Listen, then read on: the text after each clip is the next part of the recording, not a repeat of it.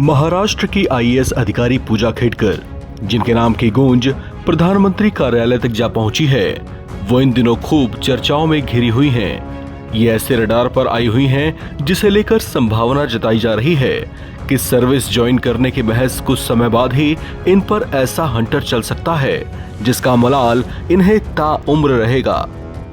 इन पर विवाद क्या है वो बताने से पहले हम आपको इनके बारे में कुछ ऐसे फैक्ट्स बताते हैं जिनको सुनकर आपको हैरानी हो सकती है।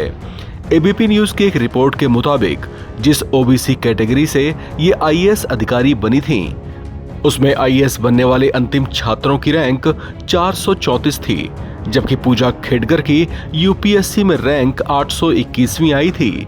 इसके बावजूद इन्हें आईएएस अधिकारी के तौर पर नियुक्त किया गया। इसकी वजह यह थी कि पूजा खेडकर ने यूपीएससी को सौंपे हलफनामे में खुद को दृष्टि बाधित यानी कमजोर आईसाइट और मानसिक रूप से बीमार होने का दावा किया था। इस सर्टिफिकेट का इस्तेमाल उन्होंने विशेष रियायतें हासिल करने के लिए किया था, जिसके चलते कम नंबर आने के बावजूद उन्होंने परीक्षा पास कर ली थी। इतना ही नहीं, खुद को नॉन क्रीमिलियर कैंडिडेट भी बताया था। लेकिन हैरानी वाली बात तो यह है कि इनके पिता ने हाल ही में संपन्न हुए चुनाव के दौरान जो एफिडेविट दाखिल किया था, उसमें उन्होंने अपनी कुल संपत्ति 40 करोड़ रुपए बताई थी। ऐसे में पूजा खेडकर के ओबीसी नॉन क्रीमी कैंडिडेट होने पर सवाल उठ रहे हैं कि अगर किसी कैंडिडेट के पिता की संपत्ति 40 करोड़ रुपए हो तो उसकी संतान को ओबीसी नॉन क्रीमिलियर में कैसे माना जा सकता है।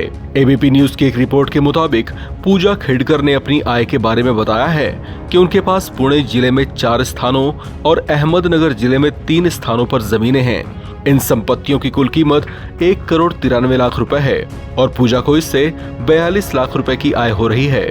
उनके पिता की संपत्ति 40 करोड़ रुपए है। ऐसे में सवाल ये उठता है कि ओबीसी वर्ग में छूट पाने के लिए आवश्यक 8 लाख रुपए की आय सीमा वाला प्रमाण पत्र इन्हें कैसे मिला।